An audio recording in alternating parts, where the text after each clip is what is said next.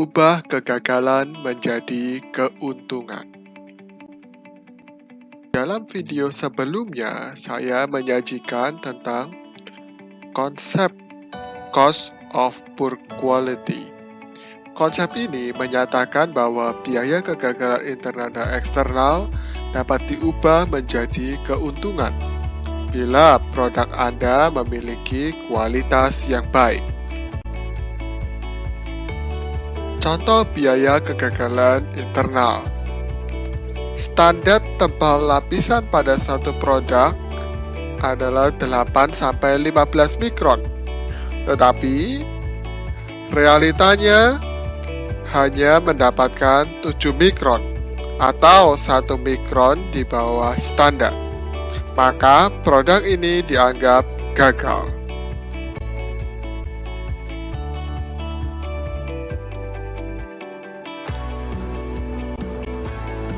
Apa yang harus dilakukan bila produk ini gagal? Maka perlu ada proses ulang, yaitu perlu ada deplating. Kemudian bisa melakukan plating ulang, kemudian diukur lagi.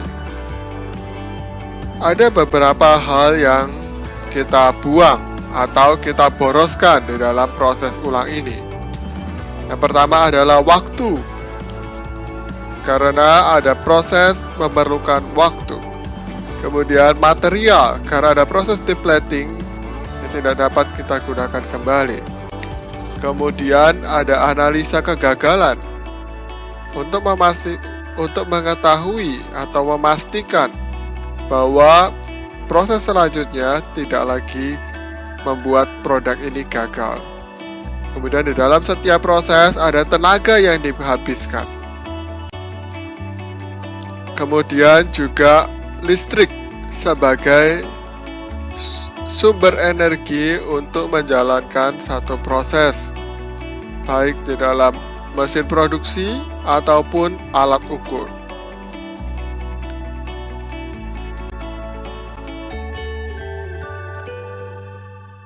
Contoh yang lainnya adalah lapisan yang terlalu tebal.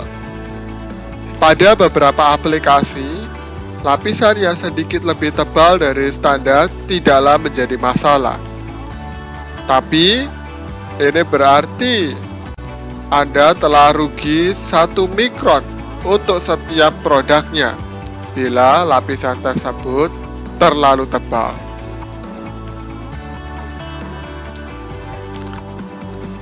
Di sisi yang lain,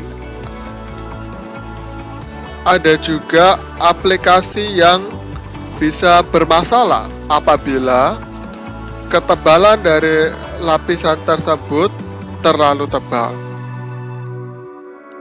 Contoh adalah tebal lapisan pada ulir baut. Bila terlalu tebal, maka baut akan sulit untuk masuk. Kemudian, apa yang harus bila lapisan tersebut sama, kita perlu memprosesnya ulang apabila produk ini gagal. Kita perlu deplating, kita perlu plating lagi, dan mengukurnya lagi. Hal yang dibuang juga sama, waktu, material, analisa kegagalan, dan kita perlu mengeluarkan tenaga lebih, juga biaya listrik lebih. Dan hal ini bergantung pada jumlah produksi yang gagal. Apabila hal ini hanya terjadi 1 kali, maka Anda cukup mengulanginya sekali. Tetapi apabila jumlah ini beberapa kali, maka hal yang dibuang juga dikali pada jumlah produksi tersebut.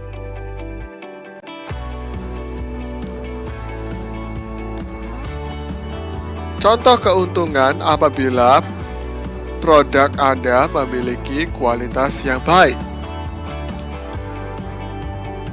Bila ketebalan masuk pada standar dan kita hanya sesuai dengan standar, maka ada kemungkinan Anda mendapatkan keuntungan.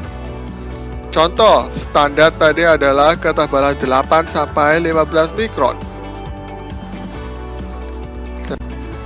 Kita proses plating, kita hanya memiliki ketebalan 8,5 mikron. Maka 6,5 mikron sisanya adalah keuntungan Anda. Dan keuntungan ini bisa berkali lipat tergantung dari jumlah produksi.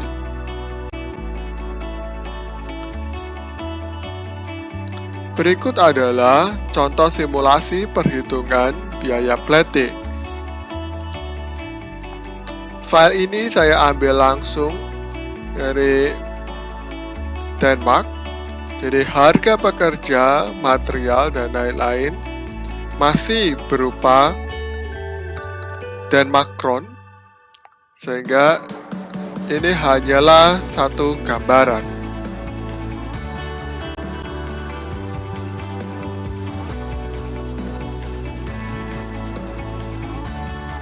Pertama, kita masukkan harga material coating. Di sini saya memakai silver, yaitu 1400 Denmark Kron. Kemudian, masukkan ketebalan lapisan. Di sini saya set 15 mikron. Kemudian kita masukkan luas permukaan benda yang akan dilapis.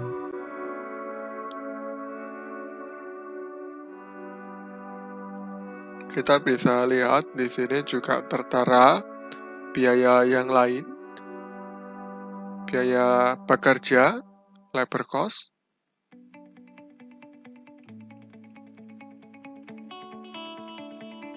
Ada equipment cost.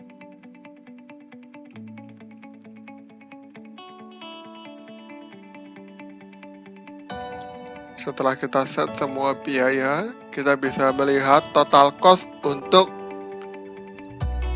proses coating pada satu part. Itu Rp163.000. Saya sudah kalikan dengan faktor dari Denmark Kron ke rupiah. Kemudian untuk melihat bedanya, kita set dengan ketebalan yang lebih tipis. Di sini saya akan mengubahnya menjadi 12 mikron atau 3 mikron lebih tipis dan masih di dalam standar. Kita lihat total cost-nya juga berubah. Di sini hanya tinggal 138.000 atau berkurang Rp25.000. Saya ganti untuk simulasi estimasi perbedaan harganya. Untuk 12 mikron adalah 138.000. Perbedaannya adalah 25.000. Dan di sini adalah harga per part. Kalau jumlah produknya adalah 100.000 part, maka total saving yang saya lakukan atau keuntungan yang saya peroleh adalah 2,5 M untuk 100.000 part.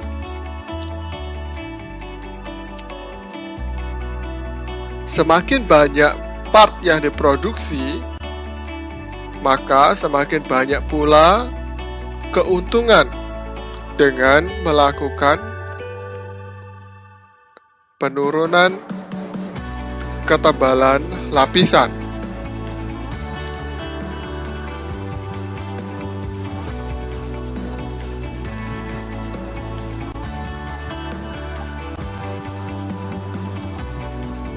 Kemudian bagaimana? Apabila produk Anda berasal dari supplier, apa yang harus Anda lakukan? Pasti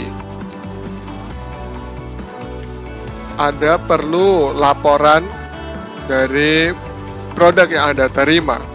Dan Anda perlu memastikan bahwa laporan yang Anda terima adalah sesuai dengan permintaan Anda.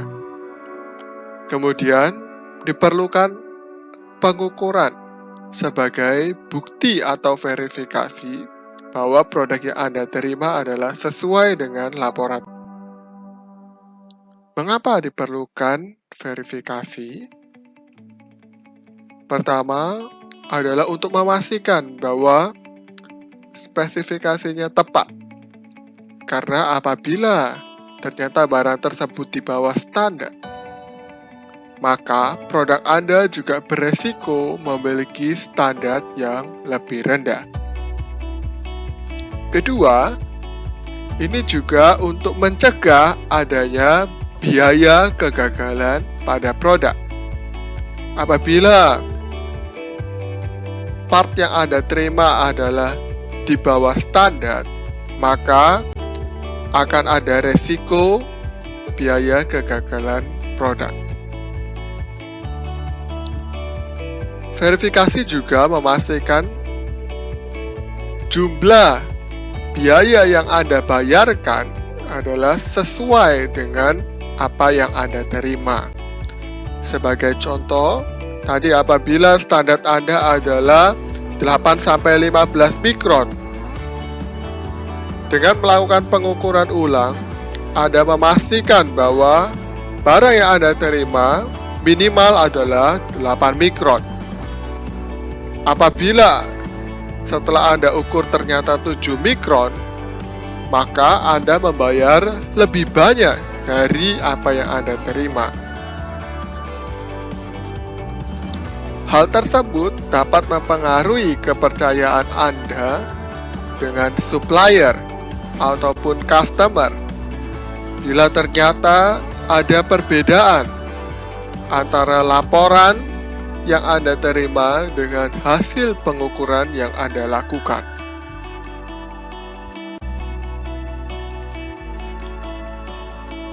Apabila produk Anda adalah untuk customer, maka Anda perlu memastikan bahwa ukuran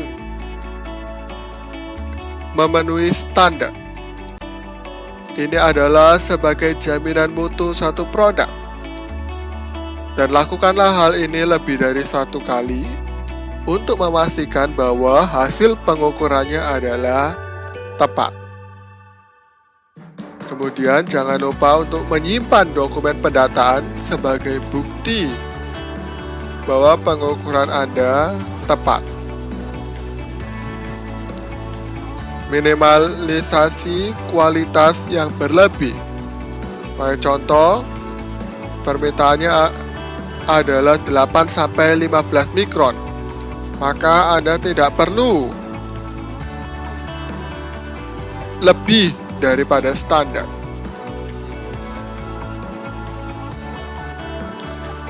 Jangan lupa untuk lakukan pengukuran secara berkala untuk memastikan kualitas produk Anda tetap sama. Mengapa pengukuran secara berkala ini perlu dilakukan? Karena adanya penyimpangan. Adanya penyimpangan ini, walaupun sangat kecil, ini dapat mempengaruhi hasil produk pada waktu datang.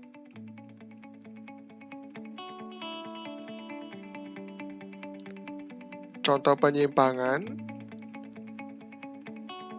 ini adalah penyimpangan pada satu sudut yang mungkin sangat kecil atau terlihat tidak ada pada fase yang awal.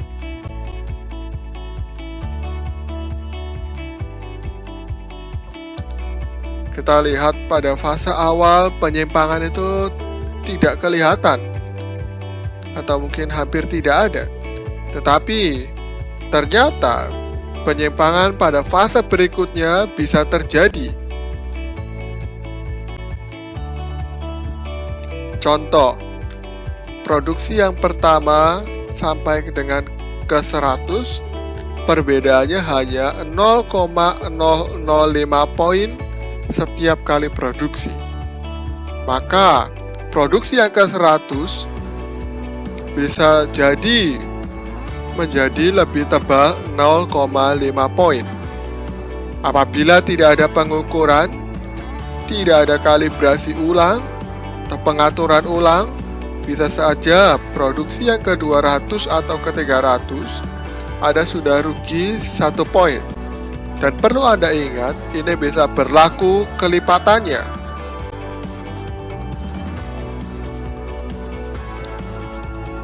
Kemudian bagaimana saya tahu bahwa hasil pengukuran yang dilakukan customer atau supplier adalah tepat? Apa akibatnya bila pengukuran ini tidak tepat? Silakan tunggu di video berikutnya.